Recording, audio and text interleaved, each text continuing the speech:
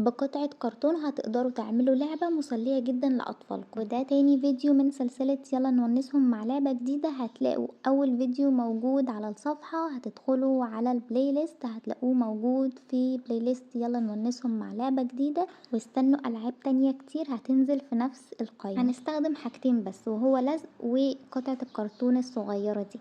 لزقت قطعة الكرتون دي بالشكل ده، وخليت بنتي تحط اي حاجة فيها، يعني قلم، لو لو عندكم قطع صغيرة وحسيت ان هي محتاجة تنزل شوية فنزلتها كده شوية، ممكن تنزلوها اكتر على حسب مستوى طول الطفل. اللعبة دي مفيدة في ايه بقى؟ ان وانا في المطبخ بنتي بتبقى عايزة تفضل واقفة معايا، فانا حطيتها على الحيطة اللي قصاد المطبخ. يعني انتوا لو عايزين تعملوا اي حاجة وحابين الطفل يتسلى شوية تقدروا تعملوا حاجة زي كده. ممكن كمان بدل الاقلام حاجات صغيرة، يعني اصغر في الحجم او اخف، يعني بحتة كرتونة بسيطة بتترمي عملنا بيها لعبة مسلية لاطفالنا. قولولي في الكومنتات اطفالكم عندهم قد ايه وبتسلوهم ازاي. واستنوا الفيديو التالت من سلسلة يلا نونسهم مع لعبة جديدة. بس ما تنسوش تدوسوا على زر الاشتراك او سبسكرايب علشان توصلكم كل الفيديوهات الجاية.